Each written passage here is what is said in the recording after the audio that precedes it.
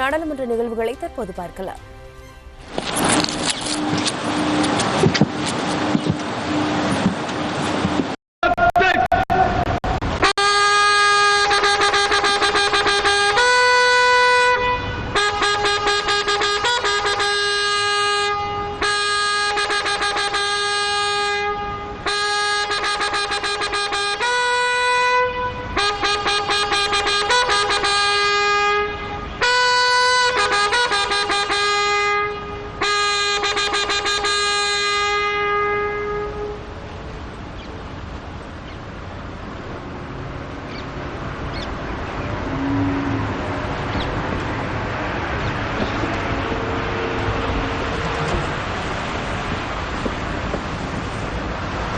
कुछ ही समय के उपरांत राष्ट्रपति महोदय की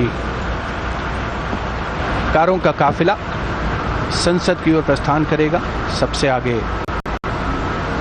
जिसमें प्रेसिडेंट बॉडीगार्ड की टुकड़ी, राष्ट्रपति महोदया की लिमोजीन जो कि देश की सबसे सुरक्षित कारों में, सबसे सुरक्षित वाहनों में जिसे गिना जाता है, उसके आगे और पीछे प्रेसिडेंट बॉडीगार्ड की टुकड़ी तैनात रहेगी। राष्ट्रपति अनुरक्षक करेंगे सेक्शन बाय गो कदम कदम।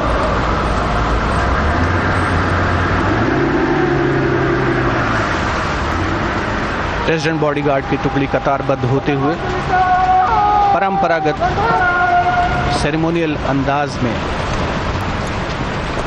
राष्ट्रपति भवन से विजय चौक तक का रास्ता और उसके बाद संसद भवन की ओर अग्रसर होगा ये काफिला। राष्ट्रपति महोदया की कार के दाहिने ओर रेजिमेंट के कमांडेंट कर्नल अनूप तिवारी अपने घोड़े पर सवार और बाईं ओर रेजिमेंट के second in command lieutenant colonel Ramakant Yadav.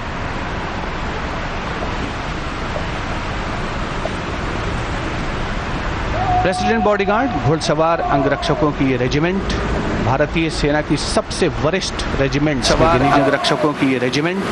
भारतीय सेना की सबसे वरिष्ठ रेजिमेंट्स में गिनी जाती है। वर्ष 2023 इस रेजिमेंट के लिए बहुत खास है क्योंकि राष्ट्रपति के अंगरक्षक वाराणसी में 1773 में अपनी स्थापना के बाद से 250 साल पूरे कर रहे हैं। प्रेसिडेंट बॉडीगार्ड राष्ट्रपति के अंगरक्षक न केवल भारत में बल्कि पूरी दुनिया की सभी रेजिमेंट्स में अद्भुत और विशिष्ट है। वरिष्ठतम घुड़सवार रेजिमेंट माननीय राष्ट्रपति के समारोहिक दायित्वों का निर्वहन करती है। देख सकते हैं कि रेजिमेंट के कमांडेंट कर्नल अनूप तिवारी राष्ट्रपति महोदया की लिमोजीन के दाहिनी ओर और बाईं ओर रेजिमेंट के lieutenant colonel Ramakant Yadav. Jaipur column को क्रॉस करते हुए आगे बढ़ते हुए ये काफिला विजय चौक की ओर अग्रसर हो अध्यक्षों के आगमन, प्रस्थान और ऐसे ही विशिष्ट अवसरों के तौर पर खोला जाता है।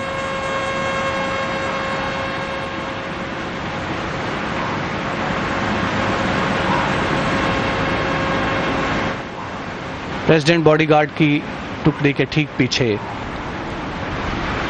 ऑफिशियल कारकेड, आधिकारिक कारों का फासला जो संसद भवन की ओर प्रस्थान कर रहा है।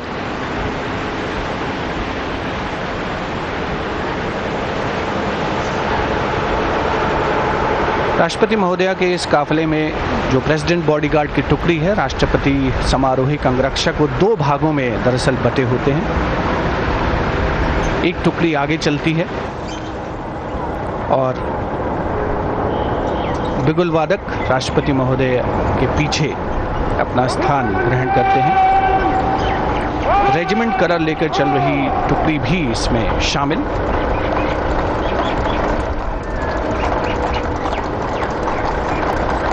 सर्दियों के मौसम में यानी आज के समय में पारंपरिक वर्दी, साज सज्जा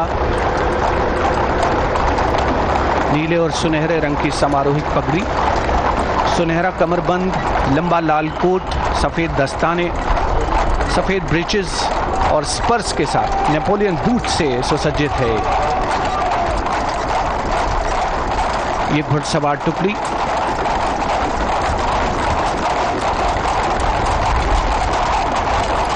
बिल्कुल मध्य में राष्ट्रपति महोदया का विशिष्ट वाहन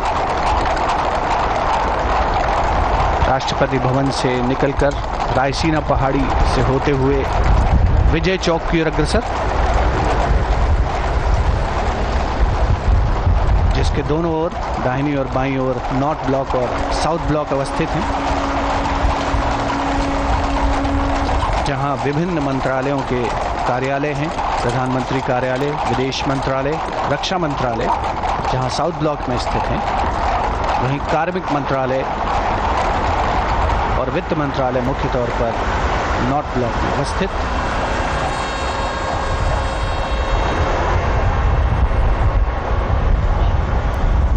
रायसीना पहाड़ी की ओर अग्रसर विजय चौक से कुछ ही पहले, ढलान से ठीक पहले, सधे हुए अंदाज में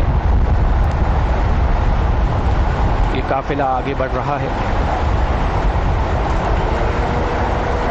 देश की सेनाओं की सर्वोच्च कमांडर, भारत की राष्ट्रपति माननीय श्रीमती द्रौपदी मुर्मू आज संसद के दोनों सदनों के संयुक्त अधिवेशन को संबोधित करेंगी।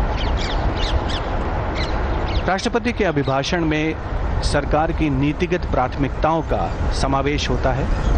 आने वाले वर्ष की योजनाओं का भी अनिवार्य रूप से इसमें उल्लेख किया जाता है। यह अभिभाषण सरकार की एजेंडा और दिशा को व्यापक रूप प्रदान करता है और संसद भवन का जो ऐतिहासिक केंद्रीय कक्ष है, वहां पर राष्ट्रपति महोदया द्वारा आज सदन को संबोधित किया जाएगा।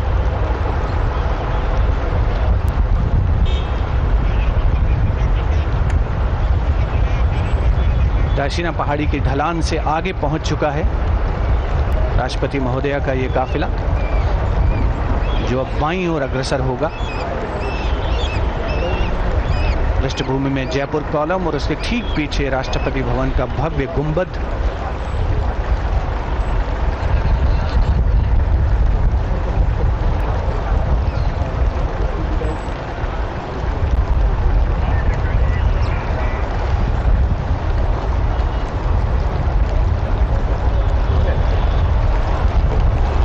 प्रेसिडेंट बॉडीगार्ड जैसा हमने पहले कहा, समारोह संबंधी दायित्व निर्वहन मुख्य कार्य।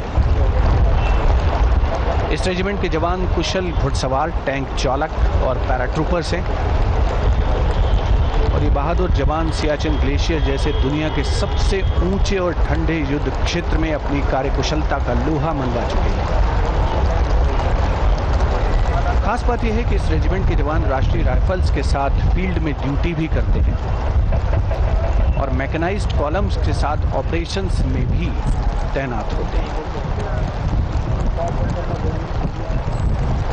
कारों का ये काफिला मंथर गति से सधे हुए अंदाज में, संतुलित अंदाज में रायसीना पहाड़ी की ढलान से उतरकर संसद भवन की ओर अग्रसर हो रहा है। நாடாளுமன்றத்தில் பட்ஜெட் கூட்டத்தொடரானது இன்னும் சற்று நேரத்தில் துவங்கி நடைபெற இருக்கிறது. பொதுவாகவே ஒவ்வொரு ஆண்டுலையும் ஜனவரியின் கடைசி தேதி, அதாவது 31ஆம் தேதி இந்த பட்ஜெட் கூட்டத்தொடர் அப்படின்றது துவங்கும். அன்றைய தினத்தில் அதாவது இந்த வருஷம் துவங்குது அப்படின்னா 2022, 23 என்னெல்லாம் செலவினம் நடந்திருக்கு அது தொடர்பான, அதாவது நம்ம வீட்டில் பட்ஜெட் தாக்கல் பண்ணுவோம் இல்லையா, அந்த மாதிரி சென்ற ஆண்டிற்கான பட்ஜெட்டை அதில் எவ்வளோ செலவினம் அந்த மாதிரி இன்னைக்கு தாக்கல் பண்ணுவாங்க. இதனைத் தொடர்ந்து அடுத்த ஆண்டுகளில் என்ன திட்டங்கள்லாம் வர இருக்குது, எதுக்கு எவ்வளவு செலவு பண்ண போகிறோம், எதுக்கு எவ்வளோ வரி விதிக்க போகிறோம், இது போன்ற விவரங்களை நாளைக்கு நிதியமைச்சர் நிர்மலா சீதாராமன் தாக்கல் பண்ணுவாங்க. அந்த நிலையில் நாடாளுமன்ற பட்ஜெட் கூட்டத்தொடரானது இன்று துவங்கவிருக்கிறது. இந்த ஆண்டின் முதல் கூட்டத்தொடர் அப்படின்றனால நம்மளுடைய குடியரசுத் தலைவர் திரௌபதி முர்மு அவர்கள் இன்னைக்கு நாடாளுமன்றத்தின் மைய மண்டபத்தில் உரையாற்ற இருக்கிறார்கள். பல்வேறு கட்சிகளை சார்ந்த எம்பிக்களும் அதில் கலந்து கொள்ள இருக்கிறாங்க. இந்த நிலையில் அவங்க ராஷ்டிரபதி பவனில் இருந்து தற்பொழுது வீரர்கள் புடை சூழ புறப்பட்டு நாடாளுமன்ற அந்த கட்டடத்தை நோக்கி அந்த அந்த அவருடைய வாகனமானது நகர்ந்து கொண்டிருக்கிறது. அது தொடர்பான காட்சிகளை தான் நம்ம இப்போ பார்த்துட்டு இருக்கோம். நாடாளுமன்ற பட்ஜெட் கூட்டத்தொடர் இன்று துவங்கி நடைபெற இருக்கக்கூடிய இந்த ஒரு நேரத்தில் டெல்லி ராஷ்டிரபதி பவனில் இருந்து குடியரசுத் தலைவர் திரௌபதி முர்மு புறப்பட்டிருக்கிறார். இன்னும் சற்று நேரத்தில் அவர் நாடாளுமன்றத்திற்கு வந்தடைவார். அதன் பிறகாக மைய மண்டபத்தில் குடியரசுத் தலைவர் உரையுடன் இந்த ஆண்டிற்கான இந்த முதல் கூட்டத்தொடரானது துவங்கவிருக்கிறது. எப்படி இங்க தமிழகத்தில் நம்ம சட்டசபையில் இந்த ஆண்டிற்கான முதல் கூட்டத்தொடர் ஆளுநர் உரையோடு துவங்கியதோ அதே மாதிரி நாடாளுமன்றத்திலையும் ஆண்டின் முதல் கூட்டத்தொடர் அப்படின்றது குடியரசுத் தலைவர் உரையுடன் துவங்கவிருக்கிறது. அதற்காகத்தான் ராஷ்டிரபதி பவனிலிருந்து குடியரசுத் தலைவர் திரௌபதி முர்மு அவர்கள் புறப்பட்டிருக்கிறார். அவர் குடியரசுத் தலைவர் ஆனதற்கு பின்பாக அவர் முதன்முறையாக ஆற்றக்கூடிய உரை இது அப்படின்றது குறிப்பிடத்தக்கது. அது தொடர்பான காட்சிகளை தான் நம்ம பார்த்துட்டு இருக்கோம். இப்போ பட்ஜெட் கூட்டத்தொடரில் முதன்முறையாக குடியரசுத் தலைவர் திரௌபதி முர்மு அவர்கள் இன்று உரை நிகழ்த்த இருக்கிறார். அதற்காக வீரர்கள் புடைசூழ ராஷ்டிரபதி பவனிலிருந்து கிளம்பி அவர் நாடாளுமன்ற அந்த கட்டடத்திற்கு வரவிருக்கிறார். அது தொடர்பான காட்சிகளை தான் நம்ம பார்த்துட்டு இருக்கோம். நாடாளுமன்றத்தின் மைய மண்டபத்தில் தான் குடியரசுத் தலைவரினுடைய உரையானது நிகழவிருக்கிறது. இதில் ஆளும் கட்சிகள், எதிர்கட்சிகள், இன்னும் பிற கட்சிகளும் அந்த கட்சிகளை சார்ந்த எம்பிக்களும் கலந்து கொள்ள இருக்கிறார்கள். அது தொடர்பான காட்சிகளை தான் நம்ம பார்த்துட்டு வரோம்.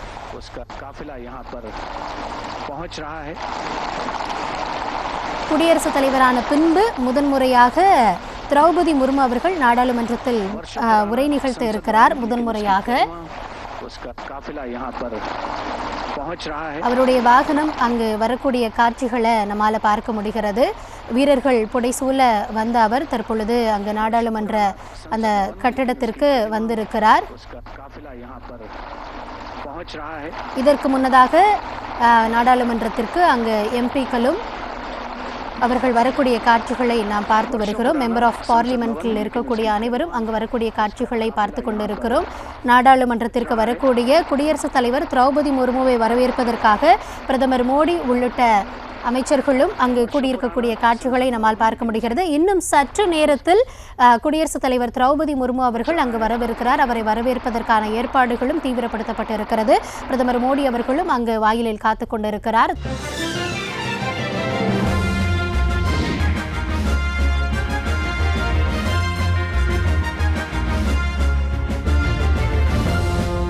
தமிழ் செய்திகளின் புதிய அடையாளமாக உங்கள் காலை பொழுதின் புதிய அங்கமாக நியூஸ் தமிழ் செய்தி வழங்குவதில் உலகத் தரம். இணைந்திருங்கள் காலை 6 மணியிலிருந்தே உங்கள் நியூஸ் தமிழோடு.